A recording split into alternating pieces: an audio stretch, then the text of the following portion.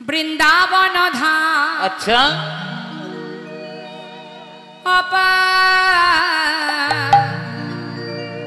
जपे जा राधे राधे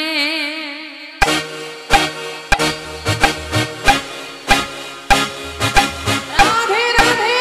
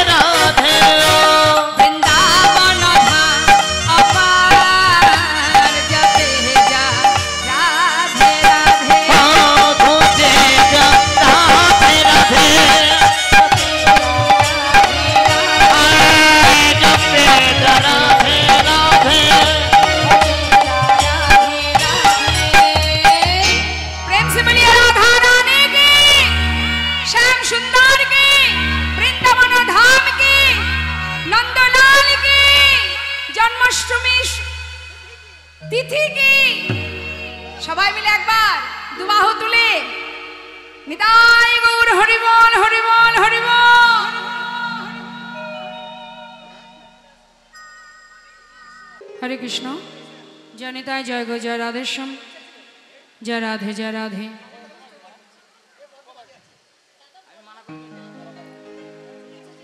मधुमय श्रीधाम बृंदावन कथा नय मा एबार एकटू लीलार मध्य आमादेर प्रवेश करते हबे आर कथा नय मन दिये आस्वादन करुन।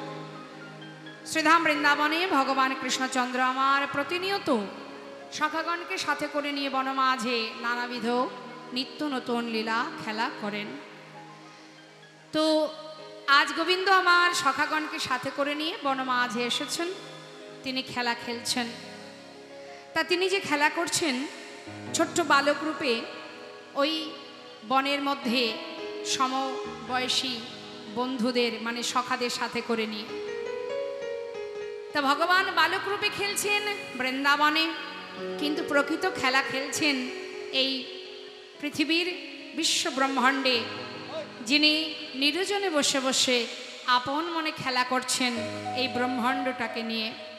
তো সেই ভগবানের অপূর্ব সেই খেলা দর্শন করে মননে মানসে এক ভক্ত বিদ্রোহী কবি কাজী নজরুল ইসলাম তিনি একটি গান বেঁধেছিলেন। তো আমরা একটু শুনব। যেহেতু ভগবান খেলছেন, আমরা দেখছি বৃন্দাবনে গোবিন্দ খেলা করছেন সখাগণকে নিয়ে, কিন্তু প্রকৃত খেলা খেলছেন কে? আমাদেরকে নিয়ে। আমাদের এই পৃথিবীতে, এই মর্তধামে যিনি আমাদের সবাইকে খেলাচ্ছেন, তিনি আপন মনে নিরজনে বসে খেলা করছেন। তাই তো বিশ্বকবি বললেন, খেলিছ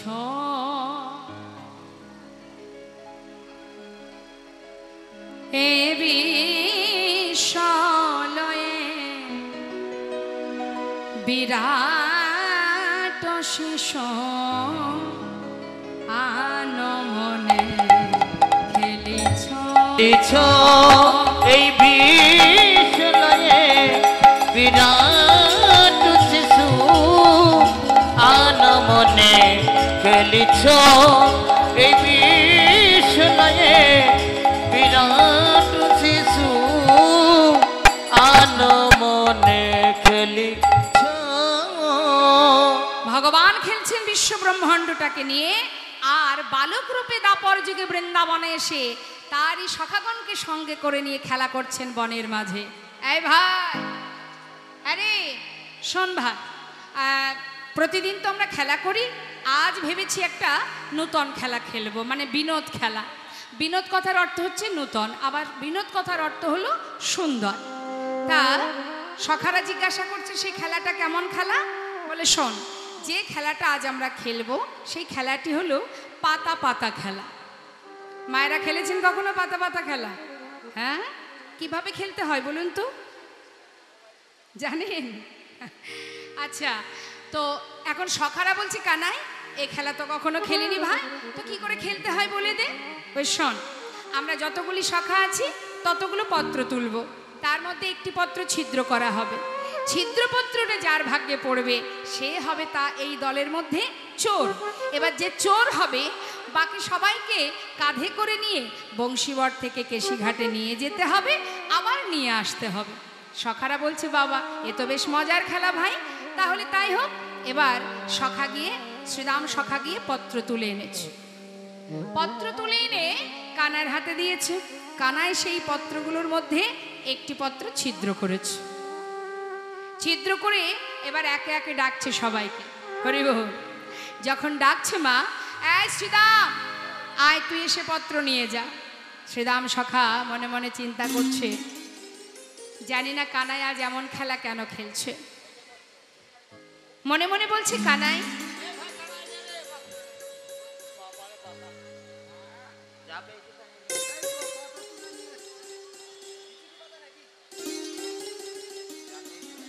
আচ্ছা বেশ, দেখতে পাচ্ছেন?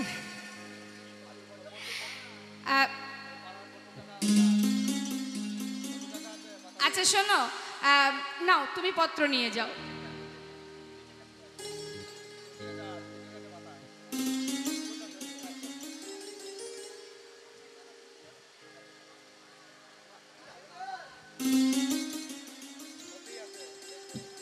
কই দেখি সবার পাতা দেখাও, যার ছিদ্র পড়বে সেই কিন্তু চোর হবে।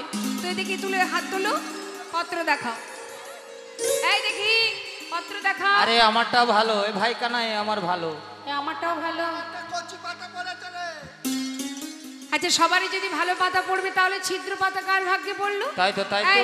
এই ভালো করে দেখাই, তোরটা দেখা। এই যে ভালো ভালো, এই দেখি, এই ভালো করে দেখা। আরে আমারটা ভালো রে। সবারই যদি ভালো পড়বে তাহলে ছিদ্রপত্র কার ভাগ্যে পড়বে? হ্যাঁ হ্যাঁ, আমারটা। হরি বল। ভগবান যে আজকে খেলাটা খেলছে মায়ের পিছনে কারণ আছে, আমি বলবো।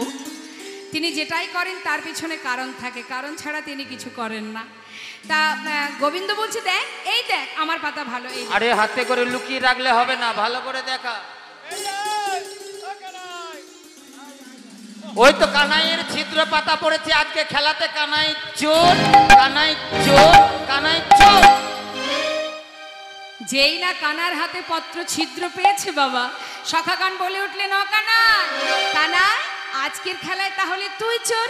আসলে কি জানিস তো, তুই বিনে চোর কে হবে ভাই, তুই বিনে চোর কে হবে ভাই, এই বৃন্দাবনের ননি চোরা, তুই বিনে চোর কে হবে ভাই।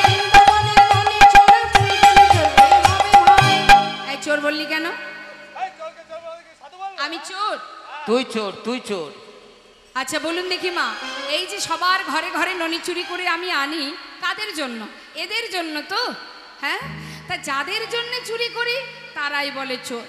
কিন্তু চুরি তুই করিস, তাই আমরা খাই।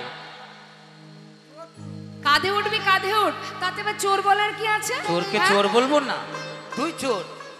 হরি বল। ভগবান কেন আজ এই খেলা খেলছেন? তার মনে যে একটা বাসনা আছে বাবা। সেই বাসনাটা কি? আজ গোবিন্দের মনে কি বাসনা? একদিন নিরজনে বসে ভগবান মনে মনে ভাবে, এই জগতের যে যারা আমার চরণে পাবার লাগি, হা কৃষ্ণ কৃষ্ণ বলে কাঁদে, যারা আমার চরণে পাবার লাগে, ঘরে ছেড়ে পথের পাগল হয়, পাগল হয়ে কৃষ্ণ বলে কাঁদে। কেন আমায় ভালোবাসেরা, কেন এমন করে কাঁদে? ফুল তুলসী চরণে দিয়ে একবার কৃপা করো বলে কাঁদে। এরা আমাকে ভালোবেসে কি সুখ পায়? আমি তো ভগবান, তাই আমি জানতে পারলাম না। আজ আমি জানতে চাই যে ভক্তরা যে আমায় ভালোবাসে, এই ভালোবাসা কতটা আসল? আহা, এই ভালোবাসাটা কেমন, কেমন স্বাদ আছে এই ভালোবাসাতে? কেন আমার জন্য এরা কাঁদে? কি সুখ পায় এরা আমার জন্য কেঁদে? মহাজন লীলার পাশে দাঁড়িয়ে বললেন, হে গোবিন্দ, তুমি কি করে জানবে বলো? যারা তোমাকে ভালোবাসে তারাই জানে তোমাকে ভালোবাসায় কি সুখ। তুমি কি করে বুঝবে? তুমি তো স্বয়ং, তুমি তো পূর্ণ ব্রহ্ম, তুমি তো বুঝবে না। যারা তোমাকে ভালোবাসে, ভক্ত যারা, তারাই জানে তোমাকে ভালোবাসলে কি আনন্দ। যেমন বাবা, একটি মিষ্টির দোকানের যিনি মালিক হন, তিনি কিন্তু ওই মালিকের আসনে বসে ছানা চিনি কারিগরের হাতে দিয়ে বলে, কারিগর, এই ছানা চিনি দিয়ে তুমি সন্দেশ রসগোল্লা তৈরি করো। কিন্তু মাগো, যে কারিগর যিনি রসগোল্লা তৈরি করে তিনি কিন্তু জানে যে কিভাবে ছানা চিনিকে মিশিয়ে সন্দেশ রসগোল্লা তৈরি করতে হয়, তাই না?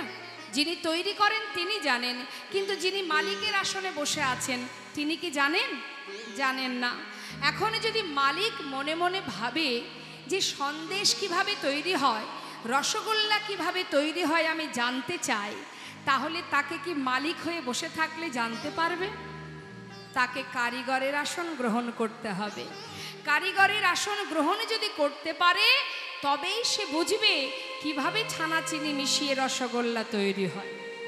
মহাজন লীলার পাশে দাঁড়িয়ে বললেন, হে গোবিন্দ, তুমি স্বয়ং পূর্ণ ব্রহ্ম, তুমি স্বয়ং ভগবান, তুমি অনাদির আদি, তাই তুমি বুঝবে না ভক্ত তোমাকে ভালোবেসে কি সুখ পায়। যদি তুমি সেই সুখ ভোগ করতে চাও, তুমি যদি সেই সুখ পেতে চাও, তাহলে ভগবান হয়ে থাকলে হবে না। তুমি যদি ভক্ত হয়ে ভক্ত চরণ সেবা করতে পারো, তবেই বুঝবে চরণ সেবা আনন্দ। নিতাই গৌর হরি বল। তাই আজ আমার গোবিন্দ স্থির করলেন যে আমি ভক্ত চরণ সেবা করে দেখব চরণ সেবায় কি আনন্দ। তাই আজ কি করছেন তিনি? সুদামাকে বলছে, বন্ধু আয়, তুই এসে আগে আমার কাঁধে ওঠ। দেরি না করে সুদামা কৃষ্ণের কাঁধে উঠে বসেছে। কিন্তু কিভাবে বসেছে বাবা? এক কাঁধে, সামনে একটা চরণ, পিছনে একটা চরণ। এখন গোবিন্দের মনে বাসনা কি? তার যুগল চরণ সেবা করবে, সেবা করে দেখবে সেবায় কত আনন্দ, এটা তার মনের বাসনা। কিন্তু একটা চরণ পিছনে, তাই মনে মনে ভাবছে ওই চরণটা পিছন থেকে সামনে কি করে আনবো। কাঁধে করে নিয়ে যখন ছুটছে, এমন সময় সুদামা বলছে, হ্যাঁ রে কানাই, এই কানাই, বলি এত জোরে জোরে দৌড়াচ্ছিস, আমি তো পড়ে যাব ভাই, একটু ধীরে ধীরে চল। যেই না বলেছে, সঙ্গে সঙ্গে গোবিন্দ সুযোগ পেয়ে বলছে, এক কাজ কর সুদামা, তোর এই পিছনের চরণটা আমার সামনে দে, তোর দুটো চরণ আমি বুকে চেপে ধরে যদি দৌড়াই, আর তুই পড়বি না। সুদামা মনে মনে ভাবলেন, বেশ তো, ঠিকই বলেছে কানাই, সখাসখ্য প্রেম তো বাবা। তাড়াতাড়ি করে পিছনের চরণটা সামনে দিয়েছে, ভগবানের বক্ষের উপর যুগল চরণ দুলছে। মহাজন বললেন, দেখো সুদামারে লইয়া কৃষ্ণ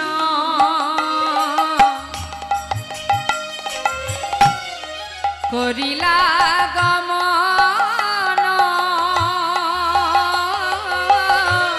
সুদামারে লইয়া কৃষ্ণ দেখো করিল গমন।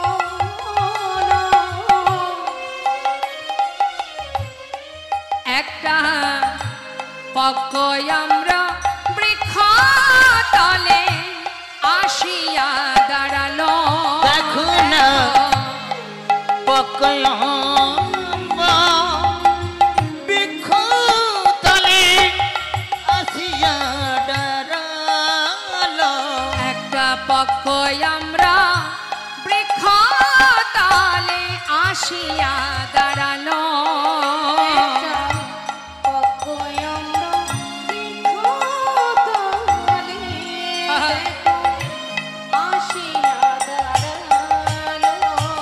আজি মন্দ মন্দ সেবা করে, মন্দ মন্দ সেবা করে, মন্দ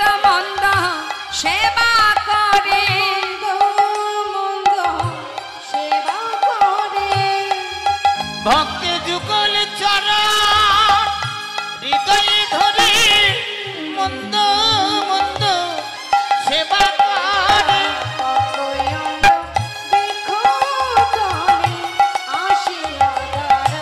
দেখো না একটা পকয়ম্ব বৃক্ষ তলে আসিয়া দাঁড়ালো।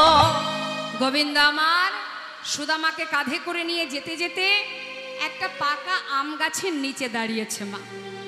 যেই না দাঁড়িয়েছে, এমন সময় সুদামা বলছে, কানাই দাঁড়ালি যখন ভাই একটু দাঁড়া, দেখ দেখ গাছে কত সুন্দর পাকা পাকা আম ঝুলছে, একটা আম পাড়বো আমি তুই দুইজনে খাবো, তারপরে আবার যাব।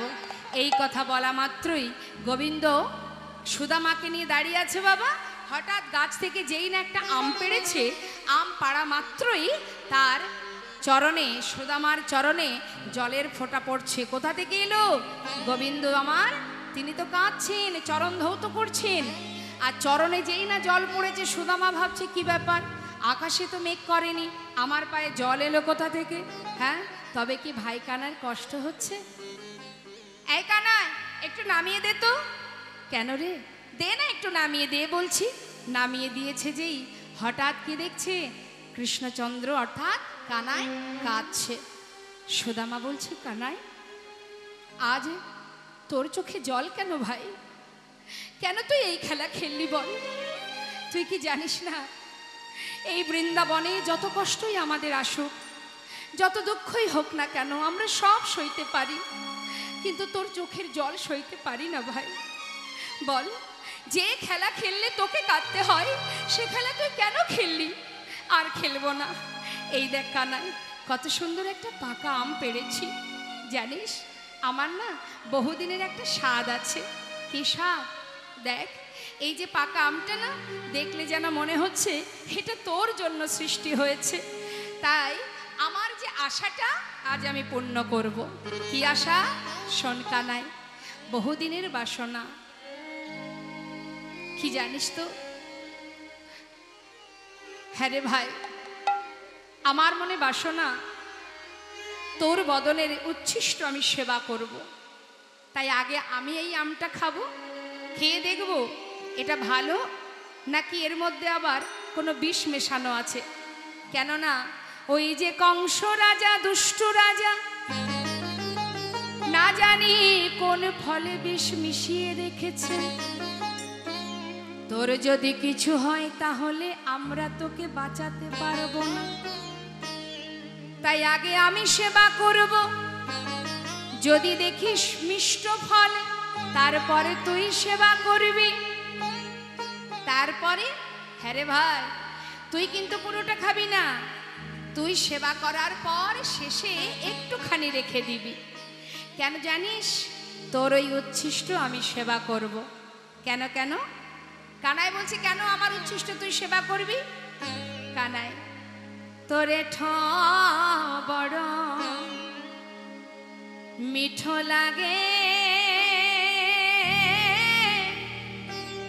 ভাই রে কানাই, তোরে তো বড় মিঠো লাগে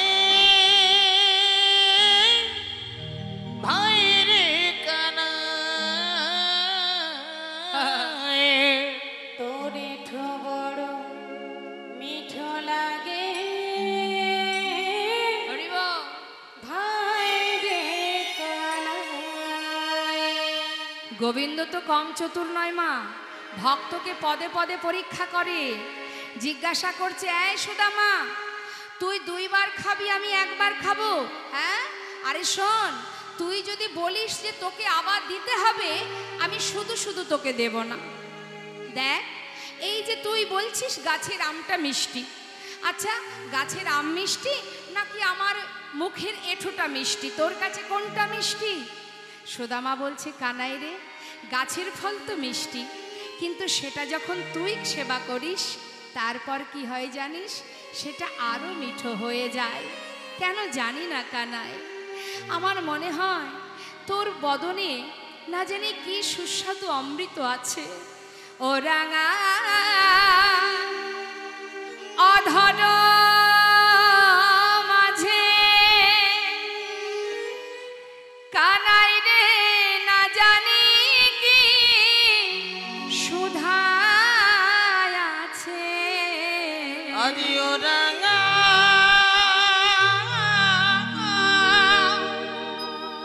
অধর মাঝে কানাই রে, ওরে আমার প্রাণের ভাই কানা, কানাই রে,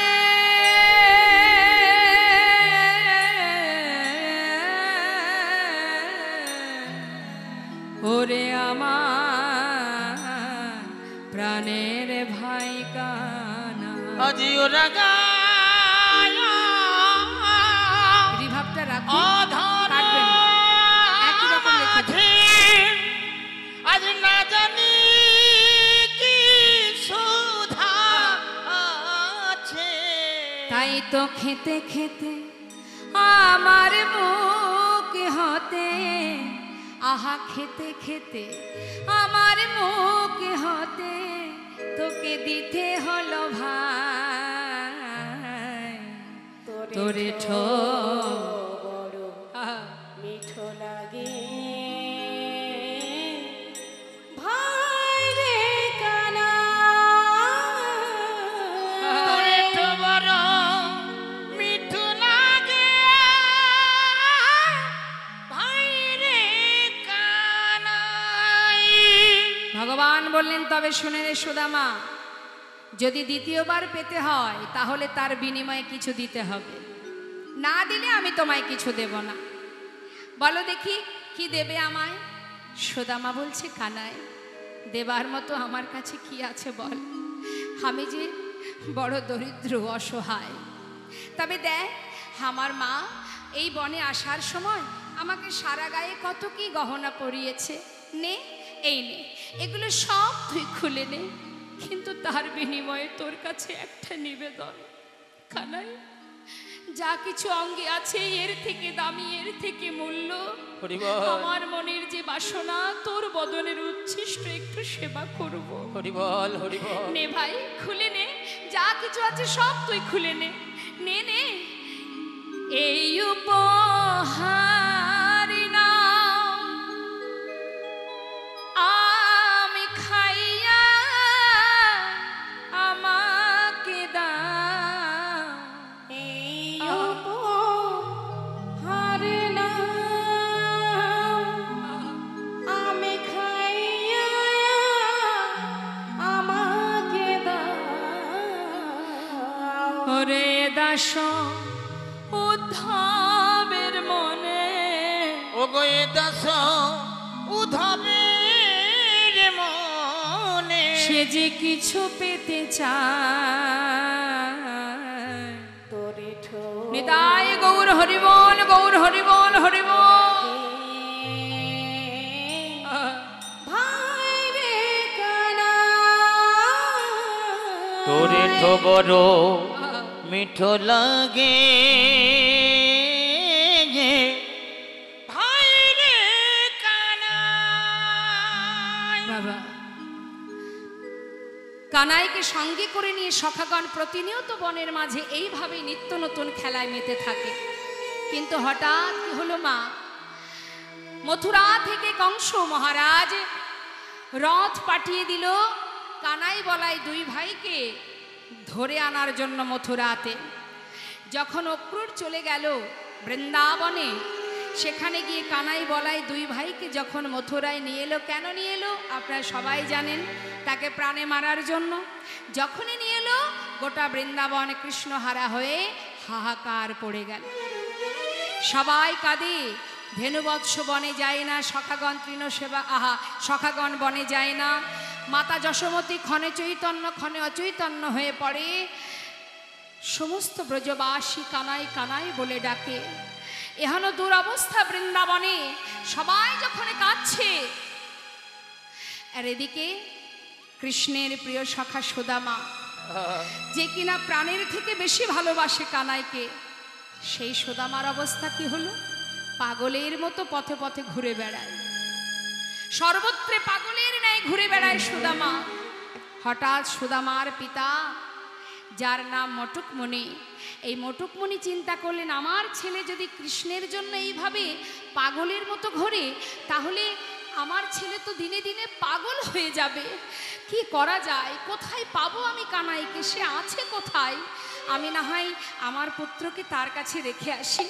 কিন্তু কানাই কোথায় আছে? সন্ধান করতে শুরু করলেন। যেখানে কানাই আছে সেখানে আমি আমার পুত্রকে রেখে আসব।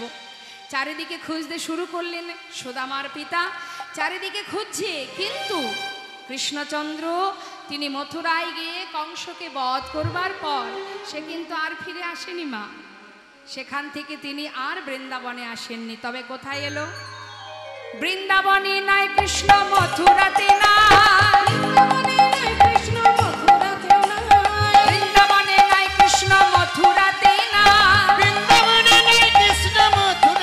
নাই। মথুরাতে নাই কৃষ্ণ, দ্বারকাতে নাই। কোথায় বা আছে সে? কোথায় বা আছে সে? আমার প্রাণে কানাই কোথায় বা আছে সে? কৃষ্ণ দ্বারকায় নাই, বৃন্দাবনে নাই, মথুরায় নাই, দ্বারকায় নাই। কোথায় আছে? বৃন্দাবনেও নেই, দ্বারকাতেও নেই, মথুরাতেও নেই। তাহলে গেল কোথায় গোবিন্দ? মথুরায় কংসকে বধ করে সবাইকে উদ্ধার করে সেখান থেকে তিনি এসে পৌঁছালেন কোথায়? গুরুগৃহে। নিতাই গৌর হরিবল, হরিবল। এসে পৌঁছালেন গুরুগৃহে। কোথায়? শান্তিপুনি মুনির আশ্রমে। এখন স্বয়ং ভগবান তিনি এসেছেন গুরুকুলে শিক্ষা নেবার জন্য। এখানে যত ভক্ত আছেন একবার বলুন দেখি, গুরু দীক্ষা শিক্ষা হয়েছে আপনাদের সবার? কার কার দীক্ষা শিক্ষা নেওয়া হয়েছে দেখি হাত তুলুন। আর যারা হাত তোলেননি তাদেরকে এখনো মন্ত্র নেওয়া হয়নি, দীক্ষা শিক্ষা নেওয়া হয়নি? দেখুন, যত সময় আপনি মন্ত্র গ্রহণ না করবেন, গুরু চরণ আশ্রয় না করবেন, যত সময় দীক্ষা শিক্ষা গ্রহণ না করবেন, তত সময় কি হবে, আপনি ভগবানকে দিনে যতবারই ভোগ দেন না কেন, আপনার ওই সেবা মানে ভোগ ভগবান কিন্তু গ্রহণ করছেন না। মন্ত্র গ্রহণ না করলে আপনার হাতের জল ভগবান তো দূরে থাক, একজন ভক্ত বৈষ্ণব গ্রহণ করেন না। তাহলে মন্ত্র আগে গ্রহণ করতে হবে। আপনি ভগবানকে বাড়িতে 1 থেকে 5 বার ভোগ দিচ্ছেন, কিন্তু এখনো যদি আপনার দীক্ষা শিক্ষা না হয়ে থাকে, তাহলে সেই সেবা বৃথা। শুধু তাই নয়, গুরুদেবের দেওয়া তুলসীর মালা কণ্ঠে পরিধান করতে হবে। আছে তো সবার গলায়?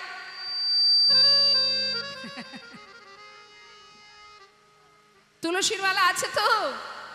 নাকি যেদিন গুরুদেব মন্ত্র দিয়েছিলেন সেই দিনই গলায় ছিল, পরের দিন খুলে রেখেছেন? অনেকে আবার বলে তুলসীর মালা পরবো, তাহলে ভালো দেখায় না, মানায় না। হ্যাঁ, অন্যান্য দামি দামি কত কত গহনা আছে, নেকলেস পরবো, তুলসীর মালা পরলে মানায়? আবার অনেকে বলে বাবা তুলসীর মালা পরার বয়স লাগেনি, তাই গৌর হরি বল। দেখবেন অনেকে বলে আয় খুলে রাখ খুলে রাখ, এখনো তোর বয়স হয়নি তুলসীর মালা পরা। হরি বল হরি বল। তুলসীর মালা পরার বয়সটা কখন একটু জেনে নেবেন তার কাছ থেকে। সে কি 60 বছর পার হয়ে গেলে তারপরে? না, সেই পর্যন্ত যদি আমি না বেঁচে থাকি তাহলে তো আর মালা পরা হলো না। হ্যাঁ, দেখবেন ভগবান তুলসী পত্র ছাড়া কোনো কিছুই গ্রহণ করেন না। তা আপনি ভগবানের ভক্ত, আপনি যে ভগবানের চরণে নিজের জায়গা চাইবেন, হে প্রভু তোমার চরণে আমার ঠাঁই দাও, তাহলে আপনার অঙ্গে যদি তুলসী না থাকে ভগবান আপনাকে গ্রহণ করবে? তাহলে আগে নিজে যখন ভোগের থালা মন্দিরে নিয়ে যাচ্ছেন, নিবেদন করবেন, তাহলে আগে তো আপনি সেখানে গিয়ে প্রণাম করেন। তো সবার আগে গিয়ে প্রণাম করেন নতমস্তকে। তা প্রণাম করলে ভগবানের কৃপা পাওয়ার জন্য আপনি যে প্রণাম করছেন, আপনার অঙ্গে তুলসী না থাকলে ভগবান তো আপনাকেই গ্রহণ করবে না। তাহলে আপনার দেওয়া ভোগ তিনি কি করে গ্রহণ করবেন?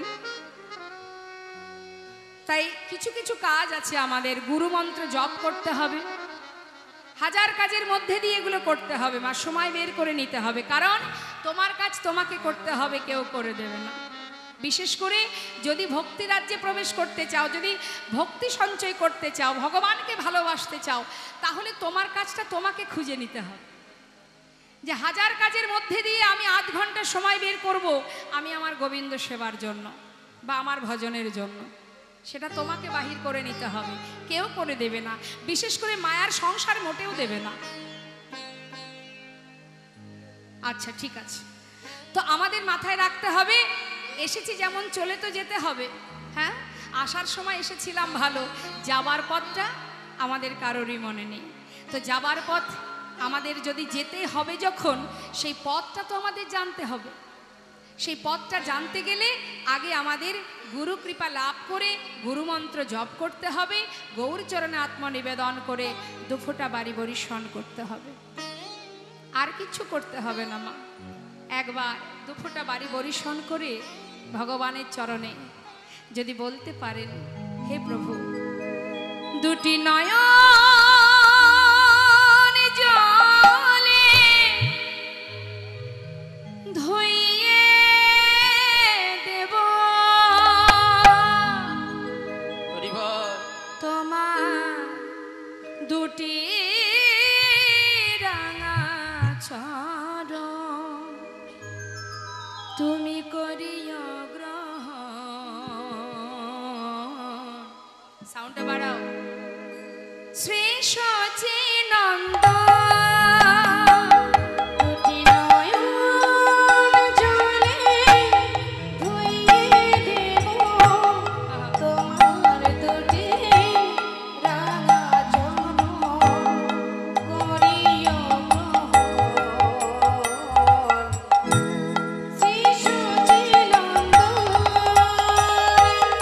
দুটি নয়ন জলে ধুইয়ে দেব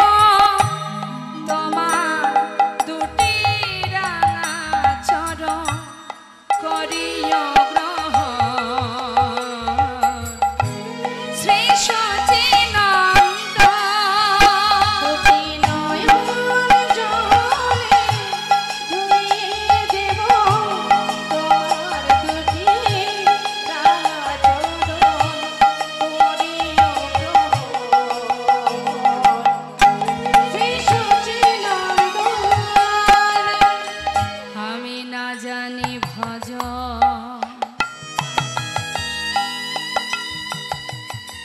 না জানি পূজ আমি না জানি ভজ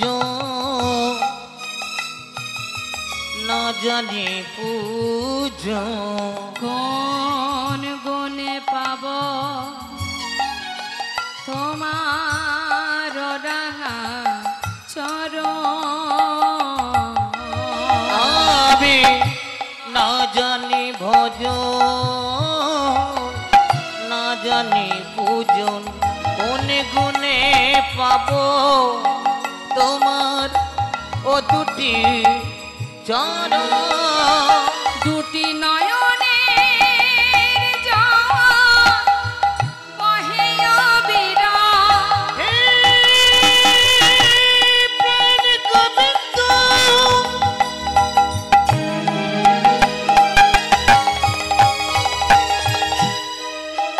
তুমি আমায় কৃপা করো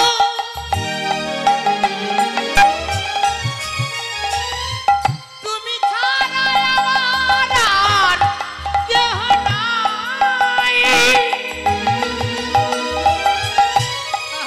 হে প্রাণ গোবিন্দ দুটি নয়নের জল বহে অবিরাম মানে না বারণ শ্রী সচিনন্দন। হৃদয় গৌর হরি বল হরি বল।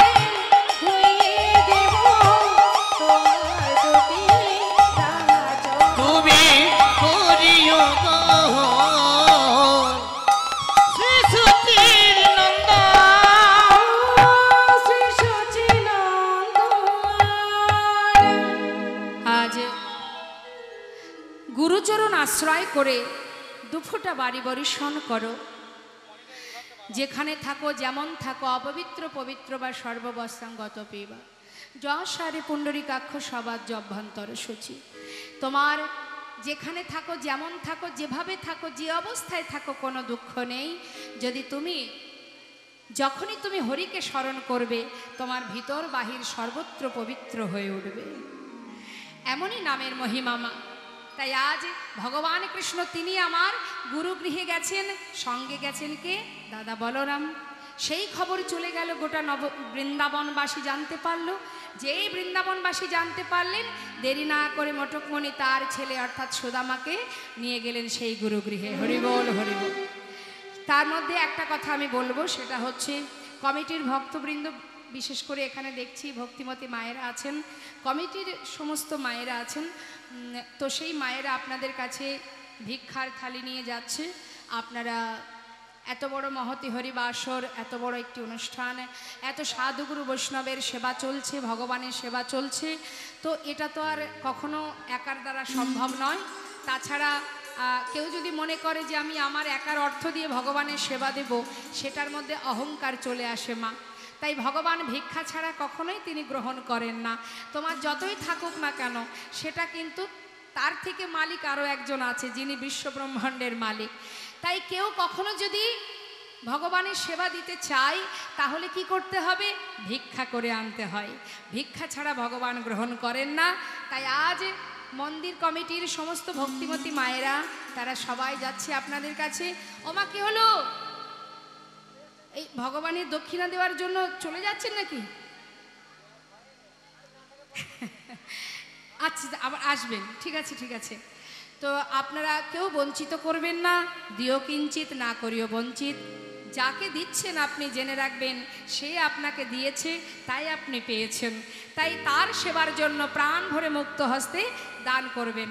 কিন্তু কেউ যেন বঞ্চিত করবেন না।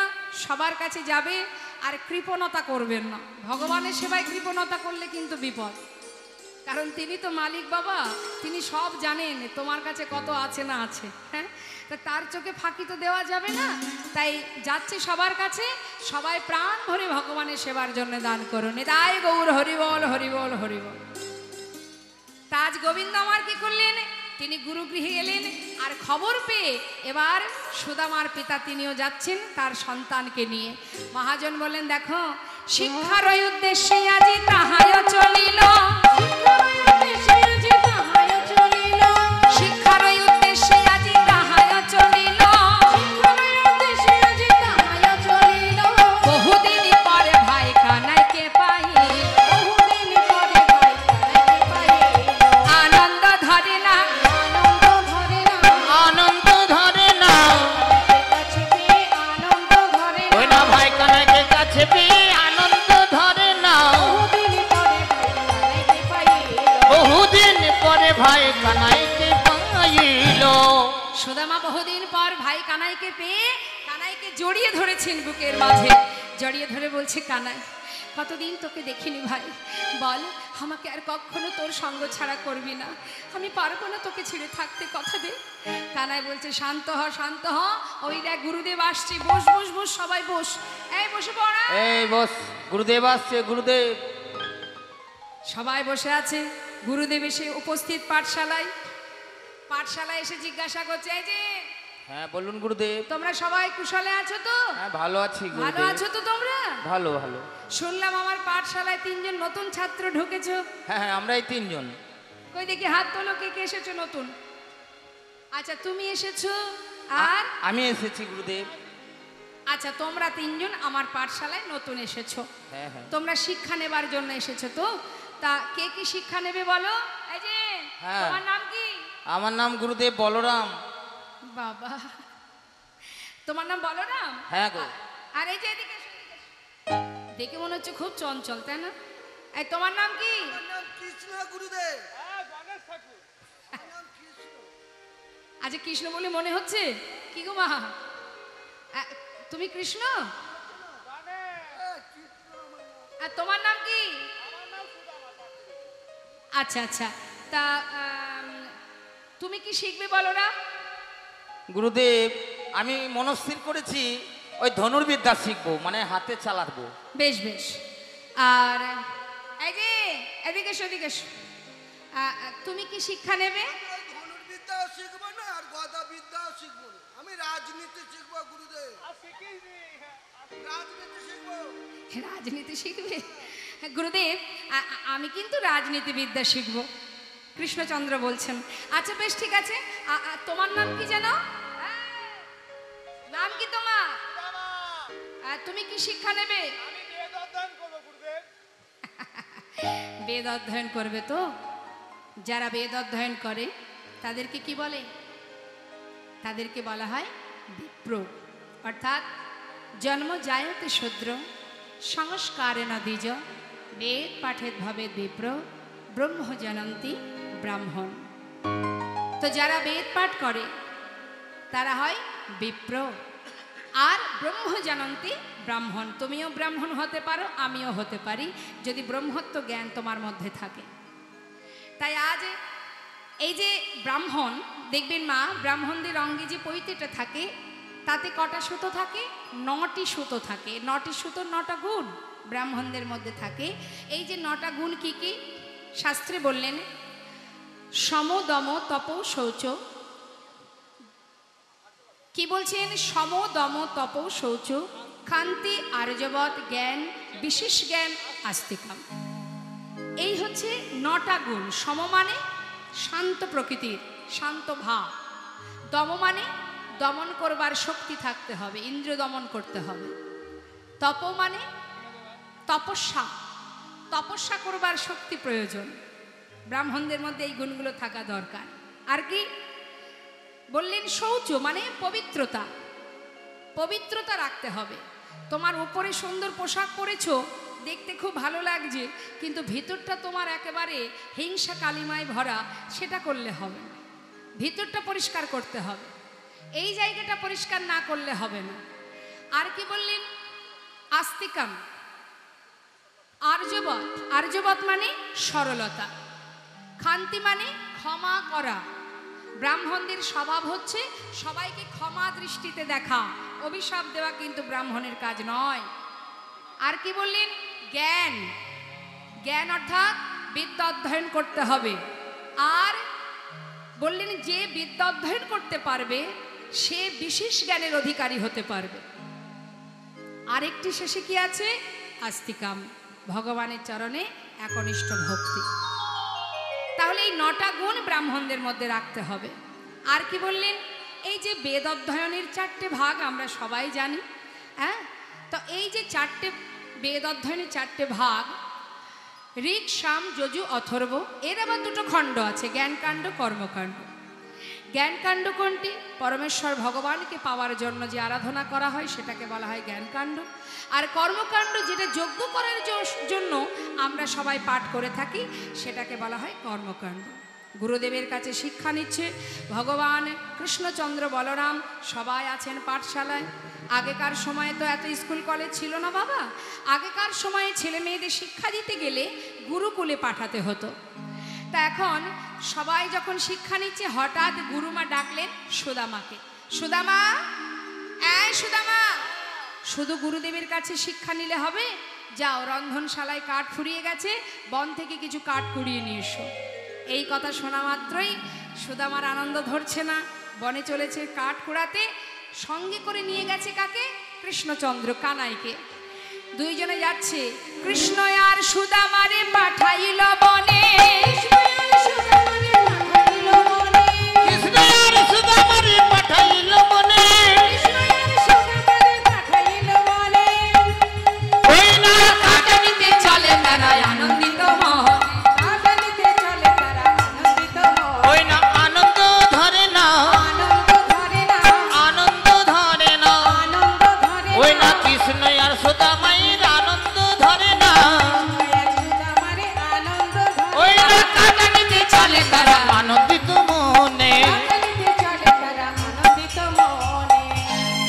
বনের ভিতরে গিয়ে যখন দুই ভাই কাঠ কুড়াচ্ছে, হঠাৎ হেন কালে হইল তাহা ঝড় ভয়ঙ্কর, চারিদিকে ভরিল ঘন অন্ধকার, চারিদিকে ভরিল ওই ঘন অন্ধকার। প্রচন্ড ঝড় বৃষ্টি। আর এই ঝড় বৃষ্টির মধ্যে একে অপরকে হারিয়ে ফেলেছে। চিৎকার করে ডাকছে, সুদামা, কানাই, সুদামা, কানাই, সুদামা। কানাই। হঠাৎ একটা গাছের ডাল কানার কাঁধে এসে পড়বে। তার প্রিয় সখা সুদামা ছুটে গিয়ে কানাইকে নিজের বুকে জড়িয়ে ধরে সেই গাছের ডালটি এসে পড়ল তারই কাঁধে। হরিবল, হরিবল। ভগবান কেঁদে উঠলেন, সুদামা, তোর কেমন ভালোবাসা বন্ধু, হরিবল। এত বড় গাছের ডালের আঘাত তুই নিজে সইলি, এতটুকু আঘাত তুই আমার অঙ্গে লাগতে দিলি না। কতটা ভালোবাসিস তুই আমায়। সুদামা বলছে, কানাই, আমার যত কষ্টই আসুক, আমার কোনো দুঃখ নেই, কিন্তু আমি বেঁচে থাকতে তোর অঙ্গে এতটুকু আঁচড় লাগতে দেব না রে আমি। তুই চিন্তা করিস না, আয় আমরা দুজনে একটা গাছের ডালে উঠে বসে থাকি।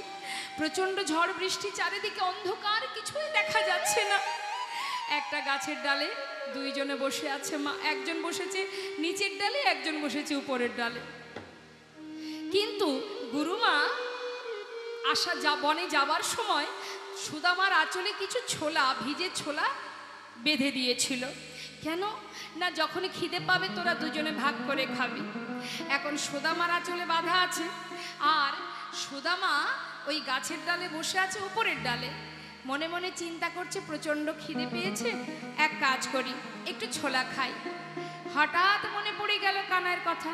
মা যে বলেছিল, সুদামা ভাবছে যে মা যে বলেছিল কানাইকে দিয়ে খেতে, কি করি এখন আমি? আচ্ছা বেশ, এক কাজ করি, আমি তো খাই, আর ওর জন্য কিছু রেখে দেব, সেটা আমি ওকে দিয়ে দেব। এই ভেবে গাছের ডালে বসে বসে ছোলা খাচ্ছে। কিন্তু যখন ছোলা খাচ্ছে মা, একটা একটা করে ছোলা মুখে দিচ্ছে, আবার একটু একটু করে পড়েও যাচ্ছে। আর পড়ছে যখন, একেবারে গোবিন্দ যে ডালে বসে আছে তার সামনে দিয়ে। গোবিন্দ দেখছে কি একটা একটা করে ছোলা নিচে পড়ছে।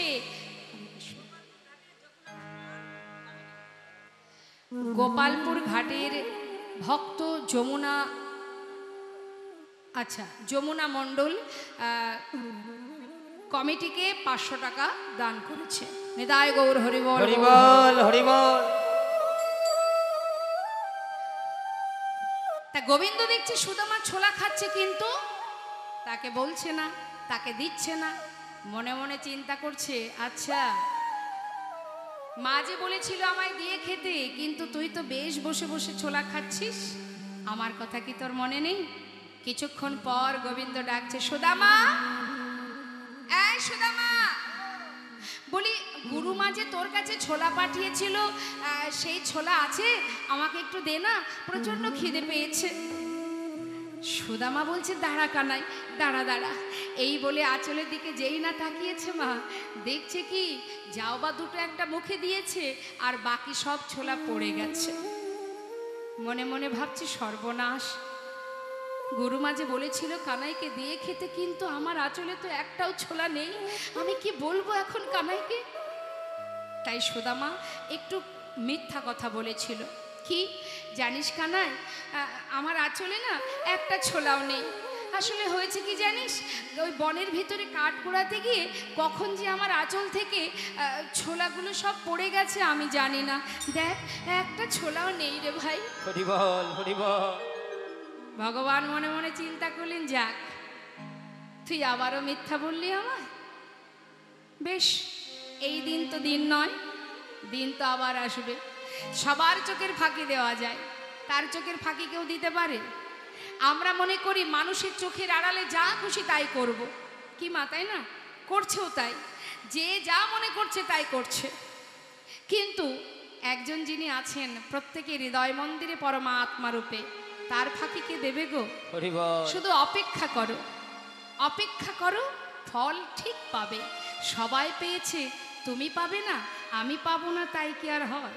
হ্যাঁ, ফল তো পেতেই হবে, কারণ এখানে যিনি আছেন পরমাত্মা রূপে, যে চৈতন্য, যে চেতনা, যে সাক্ষাৎ আমি এখানে দাঁড়িয়ে আছি, সেই পরমাত্মা রূপে ভগবান যিনি বসে আছেন, যার শক্তিতে আজ আমি এখানে দাঁড়িয়ে, এই যে শ্বাস প্রশ্বাস চলছে, পরমাত্মা রূপে যিনি আছেন হৃদয় মন্দিরে, তিনিই তো আমি। আমি মানে কি? আমি মানে এই দেহটা নয়। আমি মানে এই হাতটা কি আমি? এই দেহটা কি আমি বাবা? এই চরণটা আমি না, এগুলো আমি নই, এগুলো হচ্ছে আমার।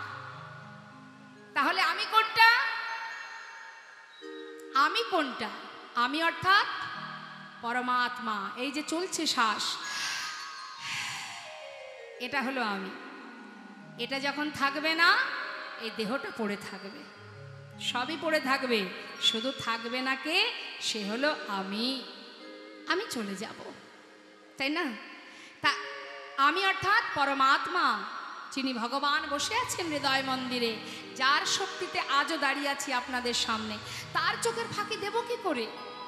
ফাঁকি দেওয়া সম্ভব?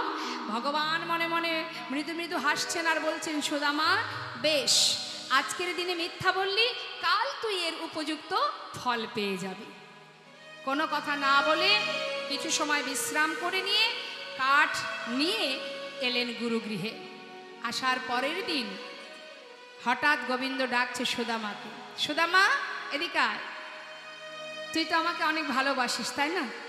আচ্ছা, তোর কাছে যদি আমি কিছু চাই, আমাকে দিবি? সুদামা বলছে, কানাই, কেন দেব না? চেয়ে দেখ, আমার যদি থাকে আমি অবশ্যই দেব। আছে রে আছে, তুই আগে বল দিবি কিনা। হ্যাঁ দেব, থাকলে অবশ্যই দেব। কি চাস তুই বল? আমার প্রাণটা নিবি? তাও আমি দিয়ে দেব। আমি যে প্রাণের থেকে তোকে বেশি ভালোবাসি। না না না, প্রাণ দিতে হবে না। শোন, ওই দেখ রন্ধনশালায় না গুরুমা নাড়ু তৈরি করে রেখেছে। আর তুই তো জানিস আমি একটু নাড়ু খেতে ভালোবাসি। জানা ভাই, আমার জন্য দুটো নাড়ু নিয়ে আয়। সুদামা বলছে নাড়ু খাবি? আচ্ছা ঠিক আছে, দাঁড়া দাঁড়া, আমি গুরুমাকে গিয়ে বলি, গুরুমা আমাকে দিয়ে দিলে আমি তোকে দিয়ে দেব। না, বলে আনলে হবে না, চুরি করে আনতে হবে। চুরি করে? আমি তো চুরি বিদ্যা জানি না। আমি যে গুরুদেবের কাছে বেদ অধ্যয়ন করি, গুরুদেব বলেছেন যে বেদ পাঠ করে সে কখনো মুখে মিথ্যা কথা বলে না। আমি কি করে মিথ্যা বলবো বল? আর আমি কি করে বা চুরি করব? আমি তো চুরি বিদ্যা শিখিনি কানাই। এত চিন্তা করছিস কেন? আমি তো নাড়ু তোর জন্য এনে দিলেই হবে। না, বলে আনলে আমি খাবো না, তোকে চুরি করে আনতে হবে। এই না তুই বললি আমার জন্য প্রাণ দিয়ে দিতে পারিস, আর দুটো নাড়ু আনতে পারবি না? এ কেমন বন্ধুত্ব তোর? এত ভালোবাসিস আমাকে, আর আমার জন্য দুটো নাড়ু চুরি করতে পারবি না? বারবার বলছে দেখে সুদামা বললে, তবে শোন কানাই, আমি তো কোনোদিন চুরি করিনি, আমি চুরি করতে জানি না, তবে আজ তোর সুখের জন্য আমি চুরি করতে যাব। তবে কানাই, এই দরজার কাছে বসে থাকবি, যদি দেখিস কেউ আসছে আমাকে একবার ইশারা করে জানাস, কেমন? আমি ভিতরে চললাম। ঠিক আছে, তুই যা। যেই না বলেছে সুদামা ভিতরে ঢুকেছে মা, আর এদিকে দরজার কাছে বসে আছে কে? দুষ্টু কানাই বসে আছে। যেই না ভিতরে গিয়ে নাড়ুর পাত্র থেকে দুটো নাড়ু তুলেছে, হঠাৎ দরজায় বসে বসে কৃষ্ণচন্দ্র ডাকছে, গুরুমা, ও গুরুমা, শিগগিরই এসো। তুমি মনে করো আমি তোমার ঘরে নাড়ু চুরি করে খাই? আজ হাতে নাতে প্রমাণ, দেখে যাও কে তোমার ঘরে নাড়ু চুরি করে খায়। যেই না বলেছে, সুদামা ভয়ে ঠক ঠক করে কাঁপতে কাঁপতে ঘরের থেকে বাইরে এসে হরিবল হরিবল খানের কাছে এসে বলছে, খানাই, তুই কি করলি ভাই? আমি কি অপরাধ করেছি তোর কাছে? কেন তুই এমন সাজা দিলি আমায়? আমি তো তোকে আগেই বলেছিলাম আমি চুরি করতে পারি না। তুই অকারণে মায়ের কাছে আমাকে চোর বানিয়ে দিলি কানাই। জানিস আমি তোকে কতটা ভালোবাসি। আমার মা বলেছে তুই নাকি ভগবান।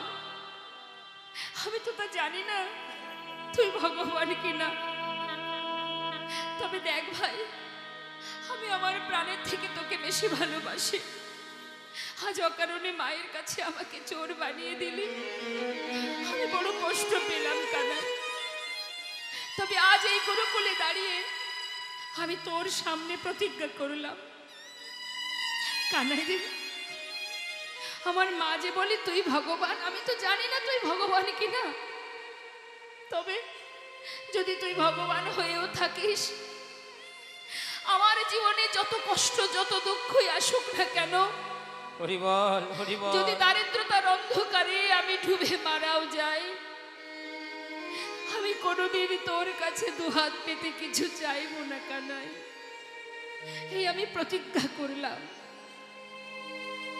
কানাই মৃদু হেসে বললেন, সুদামা, কি বললি তুই? জীবনে কোনোদিন হাজার কষ্ট এলেও আমার কাছে চাইবি না?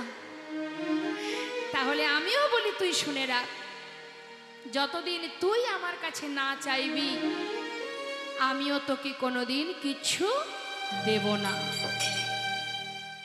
দুইজনের মধ্যে প্রতিজ্ঞা হয়ে গেল মা। কিছুদিন গুরুগৃহে শিক্ষা অর্জন করবার পর গুরুদেব আদেশ করলেন, তোমরা যে যার ঘরে চলে যাও, তোমাদের শিক্ষা সম্পূর্ণ হয়েছে, পরিপূর্ণ শিক্ষা অর্জন করেছো, তোমরা যে যার আপন ঘরে ফিরে যেতে পারো।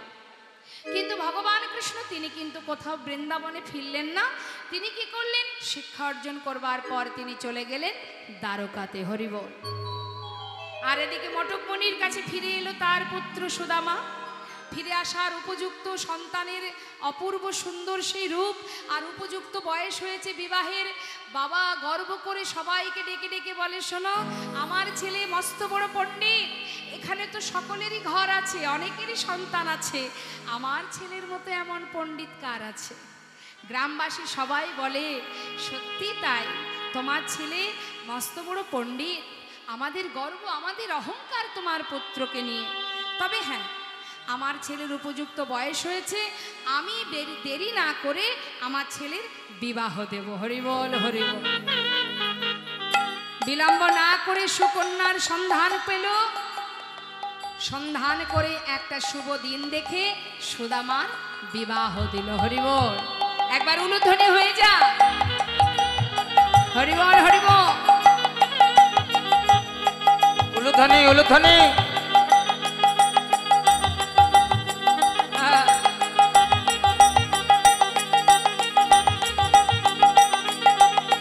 উলুধ্বনি।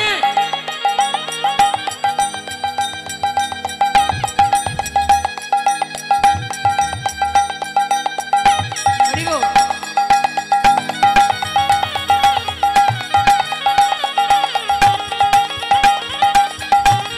হরিবল।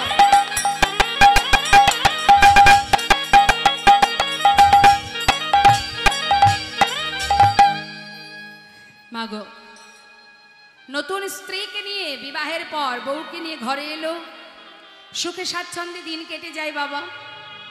সুদামা গ্রামের একটা পাঠশালায় ছোট ছোট বাচ্চাদের শিক্ষা দিয়ে যা পায় তাতে তার সংসার সুন্দরভাবে চলে যায়।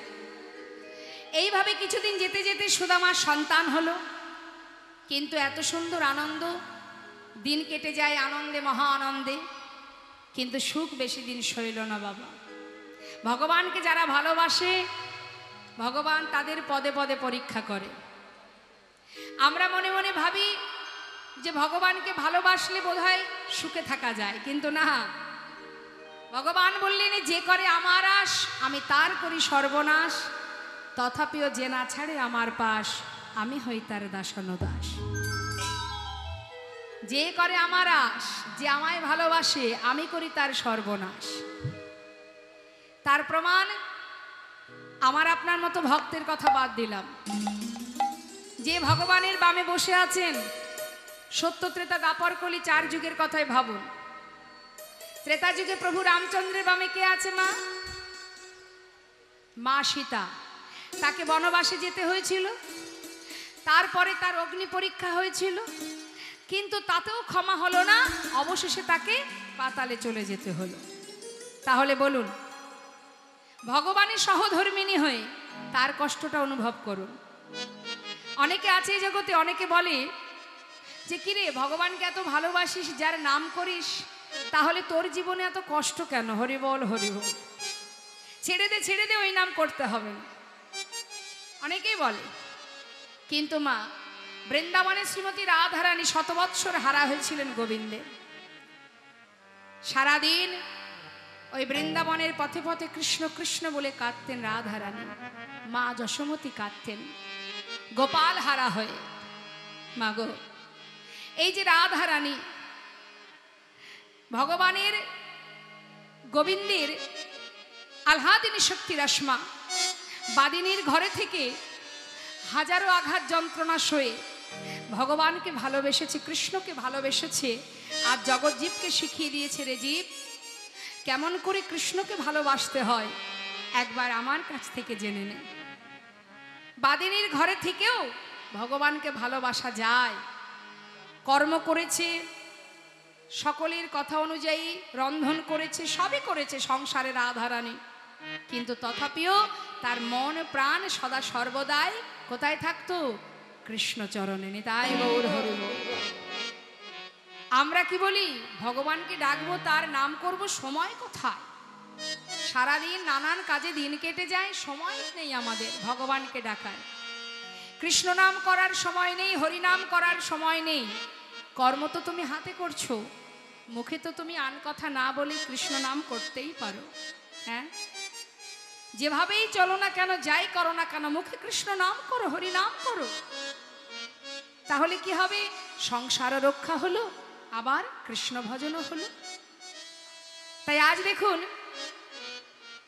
সুদামার যে স্ত্রী সহধর্মিণী, বিবাহের পর সে ধনী পরিবারের কন্যা, তাকে নিয়ে সংসার করতে করতে ভগবান দেখলেন ভক্ত প্রতিজ্ঞাবদ্ধ আমার কাছে কোনোদিন কিছু চাইবে না, তাহলে আমি একবার পরীক্ষা করে দেখি যে আমার কাছে কতদিন না চেয়ে থাকতে পারে। হরিবল। তার জীবনের একটু একটু করে সমস্ত সুখ কেড়ে নিচ্ছে। রিভাব রাখো, কথার মধ্যেও রিভাব রাখো। জনিতাই রাখো। হরে কৃষ্ণ। থাক। কিভাবে কাটছে মা? সবার আগে কাটলো তার মাতা পিতাকে। নিতাই গৌর হরিবল। যেই না মাতা পিতা বিয়োগ হলো বাবা, সংসারের দায়িত্ব পড়ে গেল কার হাতে? সুদামার কাঁধে। সুদামা ওই যে পাঠশালায় ছোট ছোট বাচ্চাদের শিক্ষা দিয়ে সেখান থেকে যা পায় তাতে তার সংসার কোনো রকমে কেটে যায়। কিন্তু ভগবান কি করলেন? দেরি না করে তার ওই পাঠশালাটাও বন্ধ করে দিলেন। আর যেই পাঠশালা বন্ধ হয়ে গেল, এবার সন্তানদের মুখে অন্ন তুলবে কি করে? আর তো কোনো উপায় নেই, উঠে গেল কাঁধে ভিক্ষার ঝুলি। নিতাই গৌর হরিবল। এটাই তো পরীক্ষা। কিন্তু মুখে কৃষ্ণ নাম, নিঃশ্বাসে প্রশ্বাসে কৃষ্ণ কৃষ্ণ কৃষ্ণ কৃষ্ণ। যত আঘাতই দাও না কেন, নাম আমি ছাড়ব না। একটু একটু করে তার সর্বস্ব কেড়ে নিলেন গোবিন্দ। তিনি কি জানে না? সবে জানে। হরিবল হরিবল। কেমন করে পরীক্ষা করছে? পদে পদে পরীক্ষা। দেখি হাজারো কষ্ট পেয়ে ভক্ত আমায় ভুলে যায় কিনা। কত সময় আমার কাছে না চেয়ে থাকতে পারে। কি কঠিন পরীক্ষা। সর্বহারা হয়ে গেল সুদামা। পিতৃ সম্পদের এক কোণাও বেঁচে রইল না। অবশেষে তার স্ত্রী সন্তানদের নিয়ে গাছতলাতে এসে সার হলো মা। তথাপিও কৃষ্ণ নাম। দাঁড়ে দাঁড়ে ভিক্ষা করে, মুখে কৃষ্ণ নাম করে। হরিবল। আমাদের জীবনে যদি একটু কষ্ট আসে, আমরা ভগবানকে ডাকি। দেখবেন আমরা মায়ের জীব তো, আমাদের যদি এতটুকু আঘাত পেয়েছি, ভগবানের সেবা তো পড়ে থাক, তার সামনে গিয়ে একবার প্রণামটুকু পর্যন্ত আর করি না। কেন? ক্ষোভে, রাগে এতটাই রাগ হয়ে যায়, কেন তুমি কষ্ট দিলে, আজ থেকে তোমাকে আর সেবা দেব না। বলি না আমরা মা? আর তোমায় ডাকবো না, আর তোমার পূজা দেব না। এটা আমাদের চিন্তা ভাবনা, এটা আমাদের চাওয়া। সুখে রাখো তবে তোমায় সেবা দেব, না হলে দেব না। অর্থাৎ আমার সুখ থাকলে তবে তোমায় ভালোবাসবো। কিন্তু এটা তো শুধুমাত্র নিজের স্বার্থের জন্য তাকে ভালোবাসা। আর প্রকৃত ভক্ত যে হয়, যে প্রকৃত ভক্ত হয়, সে কখনো নিজের কামনা করে না। আহা, হরিদাস ঠাকুরের অঙ্গে যখন হাজার হাজার চাবুকের আঘাত পড়ছে, নামাচার্য ছিল ঠাকুর হরিদাস, যে কিনা মুসলমান কুলে জন্ম নিয়েছিল বলে মুসলমান সমাজ তার মুখে কৃষ্ণ নাম শুনে তাকে চাবুক দিয়ে আঘাত করেছিল পান্ডুয়ার 22 বাজারে। তথাপিও হারেশ কেঁদে কেঁদে বলেছিল, দয়াময়, যতই আঘাত দাও না কেন, যতই কষ্ট দাও না কেন, শুধু তোমার কাছে একটা নিবেদন, হরিবল। হে প্রভু গো, এই কষ্ট, এই আঘাত, এই যন্ত্রণা, এ তো আমার কর্মফল। তুমি যেন কষ্ট পেও না। হরি আমার মানস সন্তাপনাশিতে, এতে যদি তব দুঃখ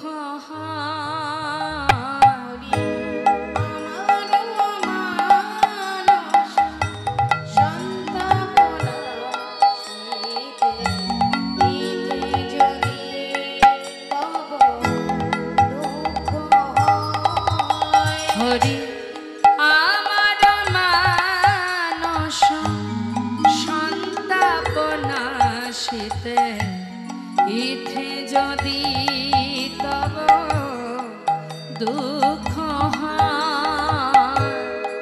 আমার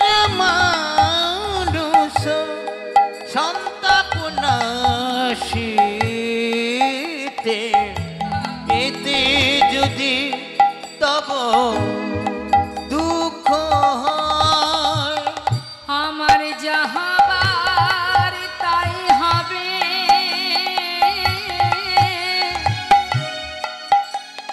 তুমি কেন দুঃখ পাবে?